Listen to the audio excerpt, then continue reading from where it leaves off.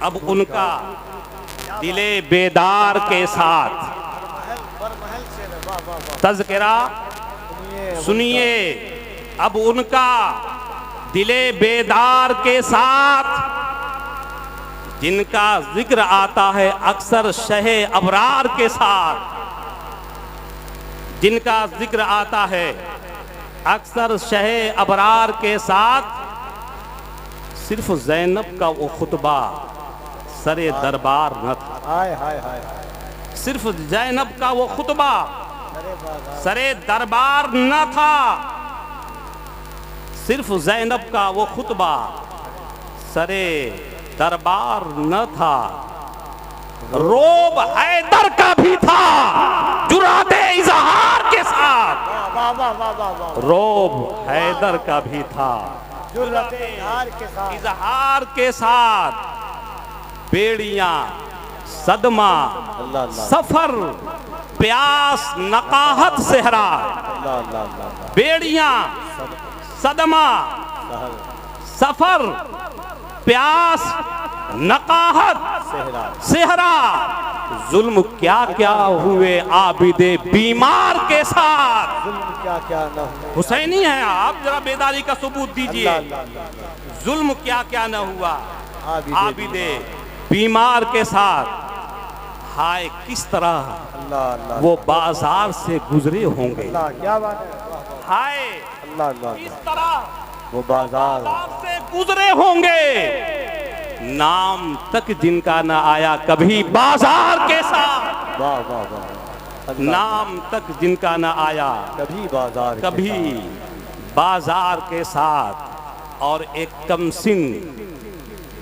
کمسن کی وہ ننھی سی لہت کیا دیکھی، ایک کمسن کی وہ ننھی سی لہت کیا دیکھی، رو دیے ہم تو لپٹ کر در و دیوار کے ساتھ، رو دیے ہم تو لپٹ کر در و دیوار کے ساتھ، دے گئے امت کو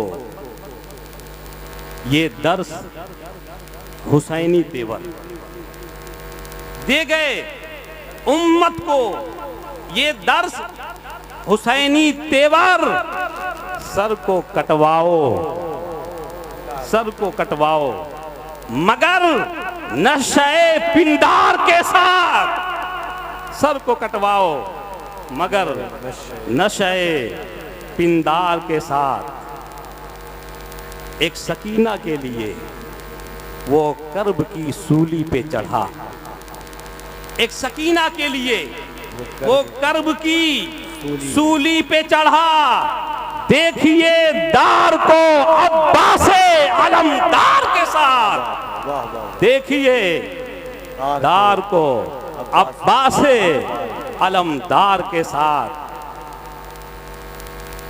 مر کر خود پائی بقا، مر کر خود پائی بقا اور اسے مار دیا، مر کر خود پائی بقا اور اسے مار دیا، تو نے کیا چال چلی دشمن عیار کے ساتھ، تو نے کیا چال چلی دشمن عیار کے ساتھ، اور یہ بھی بند آپ سماعت کریں،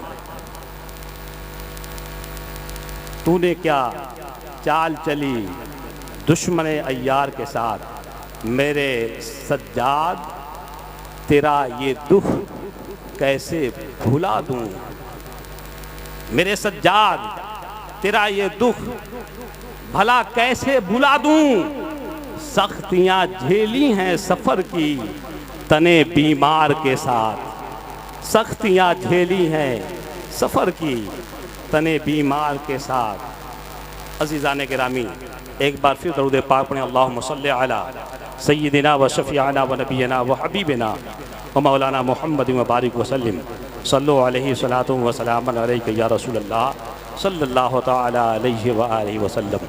نیزے پہ بریدہ سر مصروف تلاوت ہے، نیزے پہ بریدہ سر مصروف تلاوت ہے، ارباب قلم لکھو حسین مردہ ہیں یا زندہ ہیں، अरबाब कलम लिखो, हुसैन मुर्दा हैं या ज़िंदा हैं। अज़ीज़ान गिरामी, कौन है इमाम हुसैन, क्या है इमाम हुसैन? तो याद रखिए, जिस तरह इस्लाम था, इस्लाम है और इस्लाम रहेगा, इसी तरह से इस्लाम की गर्दन पर हुसैन इब्ने अली का एहसान था, एहसान है और एहसान रहेगा। ये है इमाम हुसैन अला जद्दिही व अलैहिस्सलाम। इमाम अली मकाम अला जद्दिही व अलैहिस्सलाम क्या है? अज़ीज़ान गिरामी, ये अगर आपको पूछना है तो आप हमसे न पूछ करके आप उलमाए रासिखीन से पूछो कि इमाम हुसैन क्या है। इमाम हुसैन क्या है? अज़ीज़ान गिरामी, अब्दालो आरिफीन से पूछो इमाम हुसैन क्या है। इमाम हुसैन क्या है? अज़ीज़ान गिरामी, नबी कायनात के वारिसीन से पूछो इमाम हुसैन क्या है। अतीको उमर से पूछो इमाम हुसैन क्या है। अल्लाहु अकबर। इमाम इश्क़ व मोहब्बत सैयदी आला हज़रत अशाह इमाम महमद रज़ा ख़ान अलैहि रहमत रिज़वान के बिरादर असगर फरमाते हैं, बाग़े जन्नत के हैं बहरे मदह, बाग़े जन्नत के हैं बहरे मदह खाने अहले बैत, तुझको बुज़दा नार का ऐ दुश्मनाने अहले बैत। और अहले बैत पाक से गुस्ताखियाँ बेबाकियाँ लानतुल्लाह अलैकुम ऐ दुश्मनाने अहले बैत। बेइजाज़त जिनके घर जिब्रील भी जाते नहीं, बेइजाज़त जिनके घर जिब्रील भी जाते नहीं, कद्र वाले जानते हैं कद्रो शान अहले बैत, कद्र वाले जानते हैं कद्रो शान अहले बैत। और बेअदब गुस्ताख फ़िरका को सुना दे ऐ हसन, यूँ कहा करते हैं सुन्नी दास्ताने अहले बैत, यूँ कहा करते हैं सुन्नी दास्ताने अहले बैत। अज़ीज़ान गिरामी, इमाम अली मकाम अला जद्दिही व अलैहिस्सलाम की अज़मत व रिफ़अत ये नहीं कि सिर्फ़ हम मुसलमानों ही को उसका इतराफ़ करना चाहिए, नहीं, बल्कि याद रखिए इमाम अली मकाम अला जद्दिही व अलैहिस्सलाम की शान ये है कि इमाम पाक की महब्बत जुज़्व ईमान है। इमाम की महब्बत के बगैर, अहले बैत व अतहार की महब्बत के बगैर ईमान की अकमलियत होने की आप दलील नहीं दे सकते हैं। इसलिए मुसलमानों याद रखो, जहाँ पर पैगम्बर दो जहाँ सल्लल्लाहु अलैहि वसल्लम की महब्बत ज़रूरी है, शर्त है ईमान के लिए, तो अज़ीज़ान गिरामी वहीं पर नबी मुकर्रम अलैहिस्सलाम के मुक़द्दस शहज़ादों से और उनकी आल से महब्बत करना भी ये इस्लाम का, ईमान का जुज़ है। और इस जुज़ को मुकम्मल किए हुए बगैर आपका ईमान अकमल नहीं हो सकता, आपका ईमान मुकम्मल नहीं हो सकता। मुसलमानों आओ इमाम अली मकाम की महब्बत के अंदाज, इमाम अली मकाम की महब्बत का ज़रा हम एक खाका अपनी निगाहों के सामने रखते हैं। ये इंसान क्या है? तारीख़ बताती है, पैगम्बर दो जहाँ सल्लल्लाहु अलैहि वसल्लम की मुक़द्दस बारगाह है, मेरे आका सल्लल्लाहु ताला अलैहि वसल्लम की बारगाह में एक सहाबी रसूल हैं। आओ देखो इंसान क्या है, इंसान से बढ़ करके जानवर नबी कायनात के मुक़द्दस नवासों और शहजादों से मोहब्बत करते हैं। ये मुसलमानों, मोहब्बत हुसैन सिर्फ ये नहीं कि ईमान वालों ही के लिए ज़रूरी है, नहीं, बल्कि मोहब्बत हुसैन का तकाजा ये है कि जिन लोगों ने भी इमाम हुसैन से मोहब्बत किया है, कामयाबी आगे बढ़ करके उसके कदम को बोसा दी है। मुसलमानों आओ देखो, अल्लाह के मुक़द्दस हबीब सल्लल्लाहु अलैहि वसल्लम है,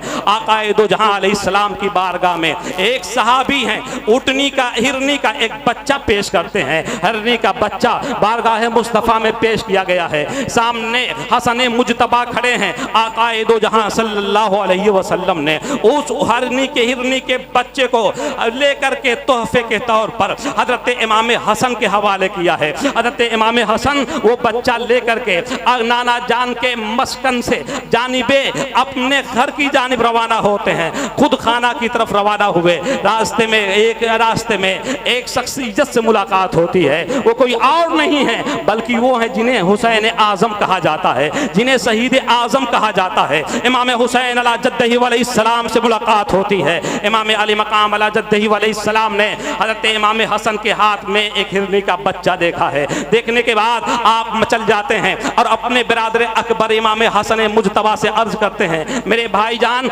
आप ही हिरनी का बच्चा मुझे दे दीजिए, आप ये बच्चा میرے حوالے کر دیجئے۔ تو مسلمانوں آؤ دیکھو امام حسن کا بچپن میں نظریہ کیا تھا، امام حسن کا عقیدہ کیا تھا۔ امام حسن رضی اللہ تعالیٰ عنہ نبی مکرم علیہ الصلوۃ والتسلیم کی ذات کو کس نظریے سے دیکھا کرتے تھے؟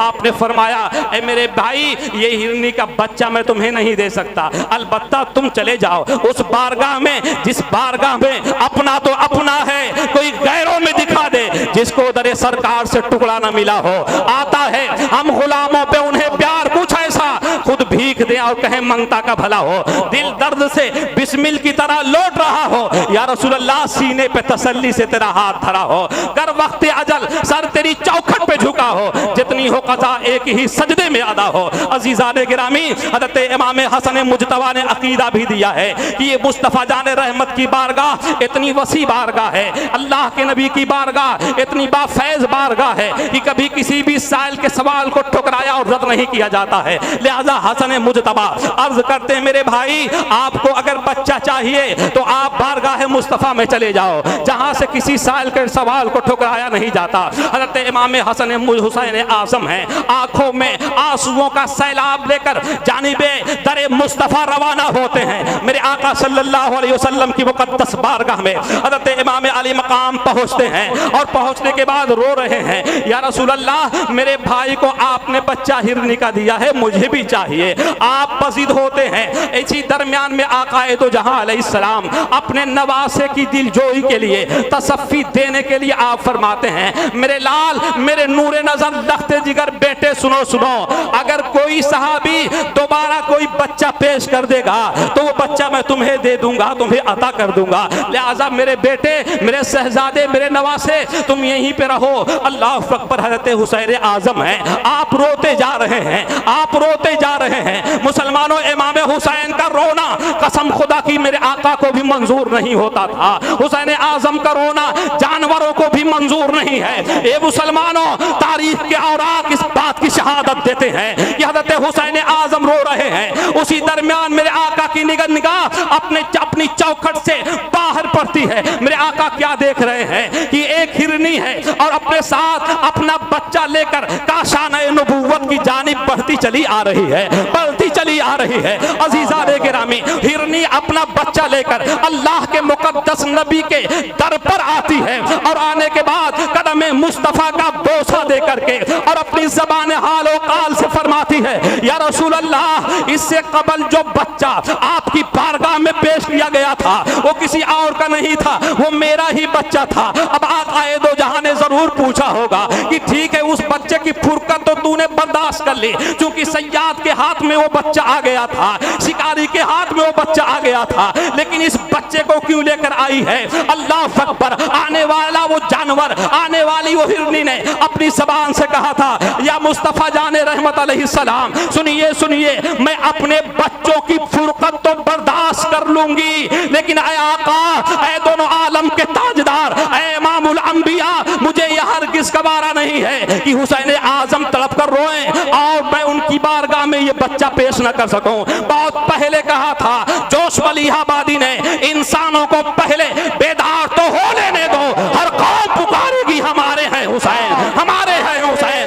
تکبیر، نعرہ رسالت، ذکر شہدائے کربلا، فضائل امام حسین، سبحان۔ عزیزان گرامی، یہ ہے فضیلت حضرت امام علی مقام کی۔ اور سنیے، میرا یہ اپنا ماننا ہے کہ اگر انسان عبادت کر رہا ہے، عابد ہے، ساجد ہے، سجود و رکوع کر رہا ہے، لیکن اگر اس کے دل میں امام حسین کی محبت نہیں ہے، اگر وہ بغض امام لے کر کے سجدہ کرتا ہے تو وہ سجدے اسے کبھی نفع بخش نہیں، اس کے لیے نفع بخش نہیں ثابت ہو سکتے ہیں، کبھی اسے نفع نہیں پہنچا سکتے ہیں۔ مسلمانوں، اس کی مثال میرے پاس موجود ہے۔ آپ کو میں میدان کرب و بلا سے پہلے ایک ایسی منزل آتی ہے جہاں پر امام علی مقام کا قافلہ ٹھہرتا ہے، جس مقام کو جو مقام کوہ جی حسن کہا جاتا ہے۔ امام علی مقام کا قافلہ جب یہاں پہنچا تھا تو عزیزان گرامی، ابھی آپ مکہ سے کوفہ کے لیے روانہ ہوئے تھے، مقام کوہ جی حسن میں امام علی مقام پہنچے تھے۔ میں پوچھنا یہ چاہتا ہوں، یہ بتاؤ کہ آج لوگ سجدے کرتے ہیں یا نہیں کرتے ہیں، رکوع کرتے ہیں یا نہیں کرتے ہیں، ہم بھی کرتے ہیں، ہمارا مخالف گروہ بھی کرتا ہے، وہ گروہ کرتا ہے جو امام علی مقام کے حوالے سے اتنا گندا خیال رکھتا ہے کہ نعوذ باللہ کہتا ہے اقتدار حاصل کرنے کے لیے امام حسین گئے تھے۔ ارے نابکارو سنو، تمہیں معلوم ہی نہیں جن کو اللہ کے پیغمبر نے دنیا ہی میں جنت کی سرداری عطا کر دی ہو، انہیں دنیا کی سرداری کی کوئی حاجت نہیں ہے۔ اور تاریخ بتاتی ہے کہ امام علی مقام کے برادر اکبر امام حسن مجتبی نے دنیا کی دولت کو، دنیا کی سلطنت کو، دنیا کی ثروت کو امام علی مقام نے امام حسن مجتبی نے بطور خیرات حضرت امیر معاویہ کے دامن میں ڈال دیا تھا اور کہہ دیا تھا کہ سرداری تو ہمیں مصطفیٰ جان رحمت نے عطا کی ہے، وہ بھی دنیا کی سرداری نہیں، جنت کی سرداری ہے۔ عزیزان گرامی، غور سے میری بات کو سننے کی کوشش کیجئے گا۔ اگر آپ کے دل میں امام کی محبت نہیں ہے، آپ امام حسین سے محبت نہیں کرتے ہیں، تو اپنے سجود کی مقبولیت کے لیے آپ ندامت کے آنسو بہائیے۔ آئیے دیکھیے حضرت امام علی مقام کی محبت کا فیض کیسا ہوتا ہے۔ یہ بتاؤ، ان الصلاۃ تنہی عن الفحشاء والمنکر، قرآن فرماتا ہے یعنی نماز بے شک بے حیائیوں سے انسان کو روک دیتی ہے، برائیوں سے روک دیتی ہے، فحش چیزوں سے روک دیتی ہے، فحشانیت سے روک دیتی ہے، وہ برائیوں سے روک دیتی ہے، بدعملی سے روک دیتی ہے۔ عزیزان گرامی، آج ہم سجود و رکوع کرتے ہیں، لیکن بہت ایسے افراد آپ کے اور ہمارے درمیان موجود ہیں جو رکوع و سجود تو کرتے ہیں، لیکن رکوع و سجود کی یعنی نماز کی روح سے وہ آشنا نہیں ہوتے ہیں۔ آخر وجہ کیا ہے مسلمانوں؟ آؤ سنو، میں نے جب غور و فکر کیا تو اس منزل پر پہنچا کہ آج ہم سجدہ ضرور کرتے ہیں، لیکن امام کی ثقافت ہماری نگاہوں کے سامنے نہیں ہوتی ہے۔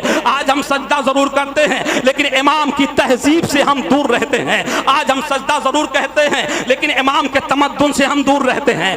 آج ہم سجدہ ضرور کرتے ہیں، لیکن جذبہ امام بطور خیرات و زکات بھی ہمارے پاس موجود نہیں ہے۔ ورنہ سنو پیارے، اور بڑی ذمہ داری کے ساتھ بول رہا ہوں، آج پوری دنیا میں مسلمانوں کے جو احوال ہیں، عالمی سطح پر مسلمانوں کے احوال نہ گفتہ ہیں۔ عزیزان گرامی، ہر طرف ظالمین بادشاہ برسر اقتدار ہیں اور رسول اللہ کی اس امت کو مٹانے کے لیے در پہ آزار ہیں۔ مسلمانوں، آخر وجہ کیا ہے؟ سنو، آؤ دیکھو، حسین ابن علی سے سچی محبت کرو، امام کی محبت ہی آپ کو نجات اخروی کا ذریعہ آپ کے لیے بن سکتی ہے۔ آؤ دیکھو، امام علی مقام جب مقام کوہ حسم میں پہنچے تو ایک لشکر آیا تھا ابن زیاد کی جانب سے، اور کس لیے آیا تھا؟ امام علی مقام کو گرفتار کرنے کے لیے آیا تھا، جس لشکر کے امیر اور سپہ سالار حضرت حر رضی اللہ تعالیٰ عنہ تھے۔ آؤ سنو، غور سے میری بات کو سمجھتے چلو۔ حضرت حر سے ملاقات امام حسین سے ہو رہی ہے۔ امام علی مقام مقام کوہ حسم میں حضرت حر سے پوچھتے ہیں، اے حر، تم اتنا بڑا لشکر لے کر کہاں جا رہے ہو؟ کس ملک پہ حملہ کرنے کے لیے جا رہے ہو؟ کس صوبے پر حملہ کرنے کے لیے جا رہے ہو؟ حضرت حر نے کہا تھا، اے امام علی مقام، ہم کسی ملک پہ حملہ کرنے کے لیے نہیں، بلکہ آپ کو گرفتار کرنے کے لیے آئے ہیں، چونکہ آپ کے حق میں وارنٹ جاری ہوا ہے کہ ہم آپ کو گرفتار کر کے ابن زیاد کے دربار میں پیش کر دیں۔ امام علی مقام عرض کرتے ہیں، آخر میرا جرم کیا ہے؟ آخر میں نے کون سا ظلم کیا ہے؟ کس عوض میں تم مجھے میرے لیے گرفتاری کا وارنٹ لے کر آئے ہو؟ تو عزیزان محترم، اس موقع پر حضرت حر نے کہا یہ کہ امام علی مقام، یہ تو ہمیں نہیں معلوم ہے، لیکن امام علی مقام نے فرمایا، اے حر، ہم جانب کوفہ خود نہیں آئے ہیں، ہمیں بلایا گیا ہے، ہم تو بلانے پہ آئے ہیں۔ کہا کہ اس کی دلیل کیا ہے؟ تو عزیزان گرامی، حضرت امام علی مقام نے 100 یا 150 تقریباً 200 خطوط جو کوفیوں کی طرف، کوفیوں کی جانب سے امام علی مقام کی بارگاہ میں آئے تھے، امام علی مقام نے تمام خطوط ان کے سامنے ڈال دیا۔ حضرت حر نے ان خطوط سے لا علمی کا اظہار کیا ہے۔ عزیزان گرامی، گفت و شنید کا یہ سلسلہ چل ہی رہا تھا۔ المختصر سنیے پیارے اسی درمیان میں حر نے کہا تھا امام علی مقام کی بارگاہ میں، اے امام علی مقام میرے لشکر کے پاس ایک قطرہ بھی پانی نہیں ہے، آؤ دیکھو رسول اللہ کی اولاد کی رحم دلی دیکھ لو۔ عزیزان گرامی ان کا مزاج کریمانہ ملاحظہ کر لو، میرے آقا صلی اللہ علیہ وسلم کے نواسے ہیں، میں مختصراً بیان کر رہا ہوں تاکہ آپ جان جائیں کہ امام کی سخاوت کا کوئی اندازہ کیسے کر سکتا ہے۔ اللہ اکبر۔ حر نے کہا کہ اے امام علی مقام ہمارے لشکر کے پاس پانی نہیں ہے، ایک قطرہ پانی نہیں ہے، ان کے جو گھوڑے ہیں ان کے جو جانور ہیں وہ بھی پیاس سے تڑپ رہے ہیں اور ہمارے لشکر کے سپاہیوں کی زبانیں بھی خشک ہو رہی ہیں۔ اے امام علی مقام آپ جو ہے ہمارے لیے آپ اس راستے سے آئے ہیں، کیا کہیں دور پر کہیں نزدیک میں کوئی کنواں یا تالاب آپ نے دیکھا ہے؟ امام علی مقام فرماتے ہیں میں نے کہیں پہ بھی پانی نہیں دیکھا ہے، دور دور تک پانی نہیں ہے۔ سنو اگر تم پانی چاہتے ہو تو میں تمہیں پانی دے رہا ہوں، اور یہ پانی آپ اپنے سپاہیوں کو بھی پلا دو، ان کے جانوروں کو بھی پلا دو۔ عزیزان گرامی ایک سوال پیدا ہوا، اے امام علی مقام کیا آپ کو اس بات کا علم نہیں تھا کہ آپ ان ظالم سپاہیوں کو پانی پلا رہے ہیں جو کل میدان کرب و بلا میں آپ کی آل کا پانی بند کریں گے؟ اللہ اکبر۔ تو روح امام آج بھی آپ کو آواز دے گی، نہیں جانتے ہو ہم رسول اللہ کی اولاد ہیں، ہم اللہ کے نبی کی آل ہیں، ہمارا ظرف یہ ہے کہ رہ کے فاقوں میں غریبوں کو کھلانے والے، رہ کے فاقوں میں غریبوں کو کھلانے والے ایسے ہوتے ہیں محمد کے گھرانے والے۔ کہا ہمارا مزاج یہ ہے کہ ہم ہر جگہ کریمی کا، چونکہ ہم کریم ابن کریم ہیں، سخی ابن سخی ہیں۔ امام علی مقام نے اپنے مسکیزوں کا منہ کھول دیا تھا اور تمام یزیدی سپاہی پانی پی کر سیراب ہوتے ہیں، خود اپنے جانوروں کو پانی پلاتے ہیں، اپنے مسکیزوں میں سے بھی رسول والی کوثر کے شہزادے کے مسکیزے سے اپنے مسکیزوں کو پر کرتے ہیں۔ عزیزان محترم اسی درمیان میں ایک آواز آتی ہے صدائے اللہ اکبر کی، یعنی اذان کی صدا آئی ہے۔ اب امام علی مقام علی جدہ علیہ السلام کا انصاف ملاحظہ کر لو، حسین اعظم کا کیریکٹر ملاحظہ کر لو۔ میرے آقا امام علی مقام نے حر سے کہا اے حر چونکہ تم میری مخالف جماعت کی طرف سے آئے ہو، اے حر آپ اپنے سپاہیوں کو لے کر کے اور اب آپ اپنے سپاہیوں کو لے کر کے ان کی نماز پڑھا لیجئے، آپ امامت کر لیجئے۔ اب حضرت حر کی محبت کا آپ اندازہ لگائیے۔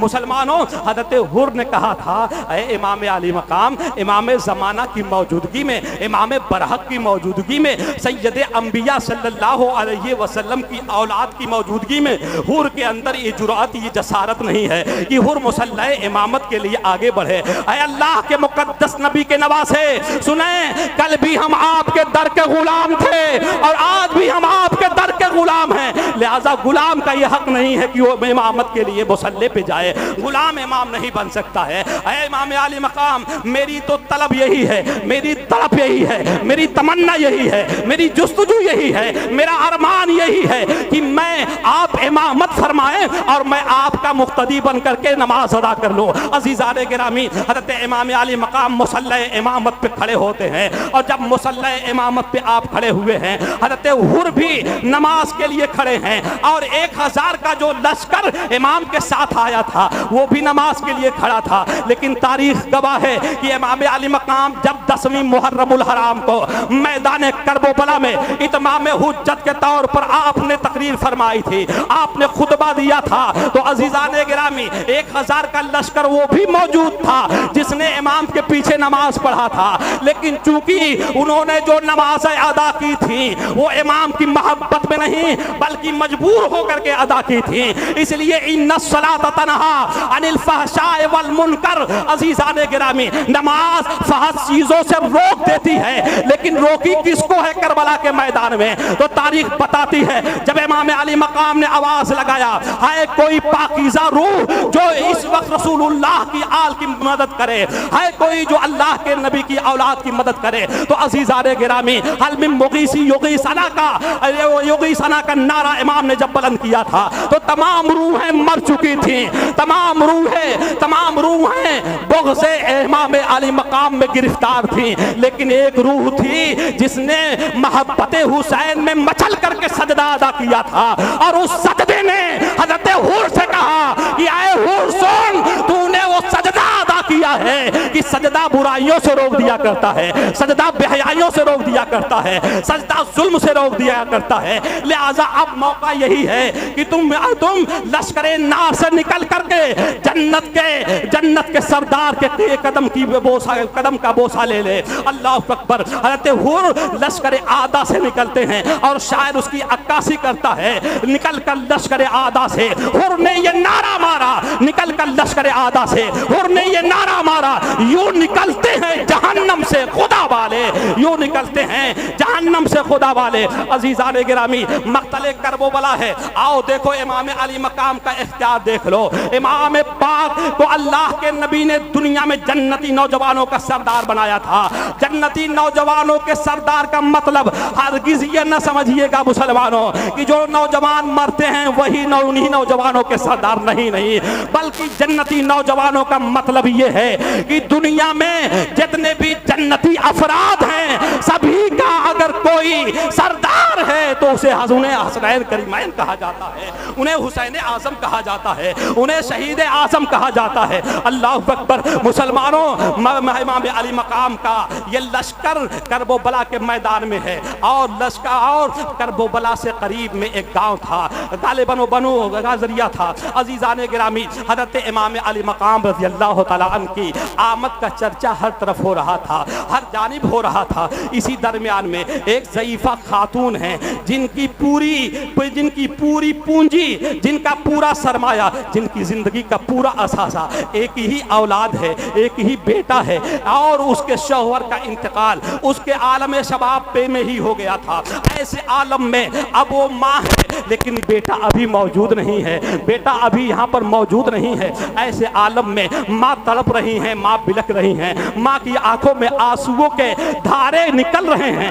ماں اپنے دل میں سوچ رہی ہیں کہ کاش اللہ نے جو مجھے ایک اولاد عطا کی ہے، اللہ نے جو مجھے ایک بیٹا دیا ہے، اس بیٹے کو میں امام کی بارگاہ میں بطور تحفہ پیش کر کے اور اللہ و رسول کی بارگاہ میں سرخروئی حاصل کر لیتی۔ ماں کا دل تڑپ رہا ہے، ماں کا دل مچل رہا ہے اپنے بیٹے کو قدم حسین میں ڈالنے کے لیے۔ عزیزان گرامی، ماں تڑپ رہی ہیں، اسی درمیان میں وہ بیٹا آتا ہے، اپنی ماں کو سلام کرتا ہے۔ ماں نے بہت دھیمی آواز میں جواب دیا ہے۔ بیٹا ماں کے سلام کا جواب جب ملاحظہ کیا ہے تو انداز جواب ہی سے بیٹا سمجھ جاتا ہے، لگتا ہے میری ماں کو کوئی سخت تکلیف ہو گئی ہے، لہذا بیٹا آگے بڑھتا ہے۔ وفادار بیٹا تھا، نیکوکار بیٹا تھا۔ سنو مسلمانوں، حسین اعظم کے غلام بدکار نہیں ہوتے ہیں، حسین اعظم کے جو غلام ہوتے ہیں وہ جو وفادار ہوتے ہیں، جو امام حسین کے غلام ہوتے ہیں وہ نیکوکار ہوا کرتے ہیں۔ اگر آپ کے دلوں کے اندر بدکاری کا شائبہ ہے تو توبہ کر کے نیکوکار بننے کی تمنا کیجیے۔ عزیزان گرامی، یہی امام حسین کی غلامی کا سچا ثبوت ہے۔ آؤ دیکھو، حضرت امام علی مقام علی جدہ علیہ السلام کربلا میں ہیں، اور اسی درمیان ماں بیٹے نے جب ماں کا تیور دیکھا ہے، ماں کی پیشانی پر جب رنج و علم کے آثار کو ملاحظہ کیا ہے بیٹے نے، تو بیٹا اپنی ماں کے پاس آتا ہے، ماں کے قدموں سے لپٹ جاتا ہے اور کہتا ہے میری ماں یہ تو بتاؤ آخر کیا بات ہے، تم اس قدر غمزدہ نظر آ رہی ہو۔ تو عزیزان گرامی، ماں نے ضرور یہ کہا ہوگا، اے بیٹا تجھے نہیں معلوم ہے کربلا کے میدان میں فاطمہ الزہرا کے چاند پر گوہن لگنے والا ہے۔ لہذا عزیزان گرامی، اس ماں نے اپنے بیٹے سے کہا اے بیٹا تجھے معلوم نہیں ہوگا، اس وقت فاطمہ الزہرا رضی اللہ تعالی عنہا کا جو لخت جگر ہے، جو جنتی نوجوانوں کا سردار ہے، اے بیٹا سنو، اس وقت ان کے اوپر یزیدی بادل برسنے کے لیے تیار ہے، یزیدی سپاہ انہیں قتل کرنے پر آمادہ ہے۔ اے میرے نور نظر لخت جگر بیٹے سنو، کہیں کیا میری پرورش میں کوئی کمی تو نے پائی ہے، میری محبت میں تو نے کوئی کمی پائی ہے، میری کفالت میں تو نے کوئی کمی پائی ہے؟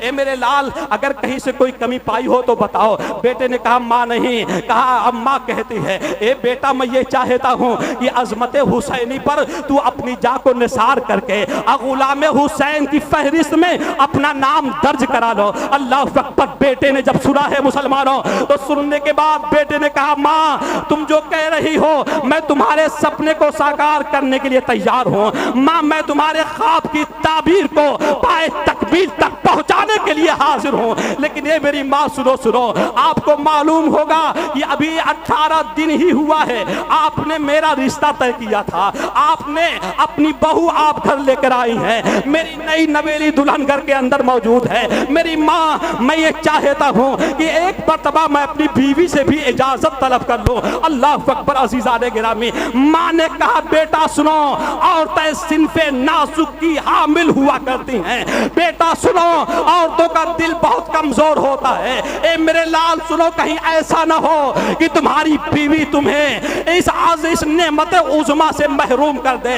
میرے لال جلدی سے جاؤ اور جا کر اپنی بیوی سے اجازت لے کر کے آؤ۔ اللہ اکبر۔ وہ بیٹا تیز قدموں کے ساتھ اپنی بیوی کے کمرے میں آتا ہے اور آنے کے بعد اپنی بیوی سے کہتا ہے اے میری بیوی، اے میری رفیق حیات، سنو تو نے میرے لیے اپنے باپ دادا کو چھوڑا ہے، تو نے میرے لیے اپنا خاندان چھوڑا ہے، میں تیرے سہاگ کی قیمت بھی جانتا ہوں، میں تیری عظمت بھی جانتا ہوں، میں تیرا پہجاب ہوں یہ بھی مجھے معلوم ہے، لیکن میری رفیق حیات بیوی سنو، آج فاطمہ الزہرا کے چاند پر یزیدی گوہن لگ رہا ہے، میری بیوی میں چاہتا ہوں کہ میں اپنے جان کا نذرانہ بارگاہ حسینی میں پیش کر کے اور حسینی غلاموں میں اپنا نام لکھوا لوں۔ میری بیوی تمہاری کیا رائے ہے؟ اب سنو، میری ماں اور بہنیں بھی یہاں بیٹھی ہوئی ہیں، میری ماں اور بہنوں اس خاتون کے کردار سے سبق حاصل کرو، اس خاتون کے اقوال سے سبق حاصل کرو۔ میری ماں اور بہنیں جب بھی عظمت اسلام پر کسی طرح کی کوئی کالی گھٹا اگر چھاتی ہوئی نظر آئے تو اپنی اولادوں کو اللہ و رسول کے نام پہ وقف کر دینا، یہ پیغام وہ خاتون دے رہی ہیں۔ آج کچھ ناہنجار رسول باوقار صلی اللہ علیہ وسلم کی شان میں جو گستاخیاں کر رہے ہیں، مسلمانوں سنو، ہمارا اور تمہارا امام، میرا اور آپ کا امام جو کرب و بلا کی سرزمین پر گیا ہے، جو خود کو کٹوایا ہے، اپنی آل کو کٹوایا ہے، اپنی اولاد کو کٹوایا ہے، حسن مجتبیٰ کی نشانی کو کٹوایا ہے، سب کو کٹا کر کے جو اسلام کو بچایا ہے، مقصد صرف یہ تھا کہ یزید نبی مکرم صلی اللہ علیہ وسلم کی سیرت نہیں شریعت مصطفیٰ کو ترمیم کرنا چاہتا تھا، شریعت کو اپنی طبیعت کے مزاج کے کالم میں ڈالنے کی ناپاک صحیح کر رہا تھا، جس کے عوض میں امام نے اپنا سب کچھ لوٹا دیا اور یہ فکر دیا ہے کہ جب عظمت اسلام پر اور جب میرے نانا کی عظمت پر کوئی آ جائے تو مسلمانوں یہ نہ دیکھنا کہ یہ میرا بیٹا ہے، بلکہ عظمت رسالت کو بچانے کے لیے اپنے آپ کو وقف کر دینا۔ آؤ دیکھو پیارے، حضرت امام علی مقام علی جدہ علیہ السلام کی بارگاہ میں اب وہ خاتون اپنے بیٹے کو لیتی ہے، جب اجازت مل گئی اب وہ خاتون اپنے بیٹے کو لیتی ہے اور لے کر کے جب بھی ماں اپنے بیٹے کے ساتھ چلنے کا ارادہ کرتی ہے تو بیوی بھی کہہ رہی ہے، 18 روز کی نئی نویلی دلہن بھی کہہ رہی ہے کہ اے میرے سرتاج، آپ مجھ کو یہاں چھوڑ کر جا رہے ہیں، میں بھی امام علی مقام کی بارگاہ میں چلوں گی۔ عزیزان گرامی، اب وہ بیوی بھی آ رہی ہیں، آنے کے بعد المختصر یہ آپ سماعت کر لیجئے، آنے کے بعد اب اس ماں نے امام علی مقام کی بارگاہ میں سلام پیش کیا ہے، خیمہ حسینی میں حاضر ہوتی ہیں، امام علی مقام نے آنے کی وجہ دریافت کی، آنے کی وجہ آپ نے بتایا کہ یہ وجہ ہے اے امام علی مقام، میرے پاس مال و زر نہیں ہے، میرے پاس اشرفیوں کے خزانے نہیں ہیں، میرے پاس کچھ نہیں ہے، اے امام علی مقام میری پوری زندگی کا جو اثاثہ ہے یہی میرا نور نظر لخت جگر بیٹا ہے، یہی میرا بیٹا ہے، اے امام علی مقام اس کے علاوہ میرے پاس کچھ نہیں ہے۔ امام علی مقام، میں اپنے بیٹے کو بطور تحفہ آپ کے قدموں میں ڈال رہی ہوں، امام آپ یہ حقیر سا نذرانہ قبول کر کے میری حوصلہ افزائی فرما دیجئے۔ امام علی مقام نے کہا کہ اے اللہ کی مقدس بندی اس موقع پر تو نے آل پیغمبر کی مدد کی ہے، اللہ کے نبی کا نواسہ کبھی بھی اسے فراموش نہیں کرے گا۔ لہذا مسلمانوں، ماں نے تو اپنی بات رکھ دیا ہے، اب بیوی آئی، اب اس شوہر کی بیوی آ رہی ہے۔ جانتے ہو تاریخ میں اس مقدس اور اس مجاہد کا نام عزیزان گرامی حضرت عبداللہ بن وہب کلبی رضی اللہ تعالیٰ عنہ ہے۔ حضرت وہب بن عبداللہ کلبی رضی اللہ تعالیٰ عنہ کی بیوی آتی ہیں، کہاں آئی ہیں؟ امام علی مقام کی بارگاہ میں آئی اور عرض کرتی ہیں اے امام علی مقام، میری ایک شرط ہے، سن لیجئے غور سے، میری ایک شرط ہے اور آپ اس شرط کو قبول کر کے میرے مقدر کو مقام عروجیت کی منزل عطا کر دیجئے۔ اللہ اکبر۔ امام علی مقام عرض کرتے ہیں اے آنے والی خاتون، یہ تو بتا تیری شرط کیا ہے؟ تو مسلمانوں غور سے سنو، آنے والی بیوی نے جو سوال کیا تھا وہ سوال معمولی نہیں تھا، وہ سوال کھڑے ہو جائیں محبتوں کے ساتھ۔ جماعت اہل سنت کے مایہ ناز قدیم المثال خطیب ملک ہندوستان کے حضرت علامہ سیف اللہ علیمی صاحب قبلہ کی آمد ہے، بلند آواز سے استقبال کیجئے۔ نعرہ تکبیر، اور ذرا محبت سے نعرہ تکبیر، نعرہ رسالت، ذکر امام حسین کانفرنس، حضرت علامہ سیف اللہ علیمی صاحب قبلہ، نعرہ تکبیر، نعرہ رسالت۔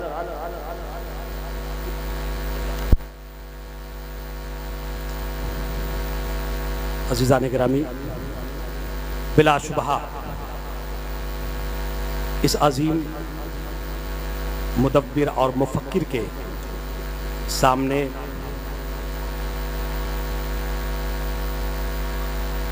گفتگو کرنا گویا سورج کو چراغ دکھانے کے مانند ہے، لیکن ایک مرتبہ جی لگا کر آپ لوگ درود پاک میں اللہم صلی علی سیدنا و شفیعنا و نبینا و حبیبنا و مولانا محمد مبارک وسلم صلو علیہ صلاۃ و سلام علیک یا رسول اللہ صلی اللہ تعالی علیہ وآلہ وسلم۔ عزیزان گرامی، اب اس بیوی کا جو پیغام ہے، اس بیوی کی جو شرط ہے، اس بیوی کا جو معاہدہ ہے، آپ اسے سماعت کریں۔ اس بیوی نے برجستہ امام علی مقام کی بارگاہ میں اپنی شرط پیش کی اور کہا امام علی مقام میری دو شرط ہے، آپ اسے قبول کر لیں اور آپ میرا حوصلہ افزائی فرمائیں۔ امام علی مقام علیہ جدہ علیہ السلام فرماتے ہیں بیوی بتا تیری وہ شرط کیا ہے؟ تو پہلی شرط جو بیوی نے رکھی ہے عزیزان گرامی، وہ شرط اتنی انتہائی، وہ شرط ایسی شرط ہے کہ عزیزان گرامی دنیا میں سوائے امام کے کوئی اس شرط کو قبول کرنے کی آپ نہیں رکھ سکتا ہے۔ عزیزان محترم، جانتے ہیں وہ شرط کیا تھی؟ وہ شرط یہ تھی، امام علی مقام علیہ جدہ علیہ السلام کی بارگاہ میں اس خاتون نے کہا تھا اے امام علی مقام، میں یہ چاہتی ہوں کہ میرے شوہر جب جام شہادت نوش فرما لے تو میری یہ خواہش ہے کہ یہ میرے ساتھ جنت میں رہے، جب تک میرا انتقال نہ ہو تب تک یہ جنت میں نہ جائے۔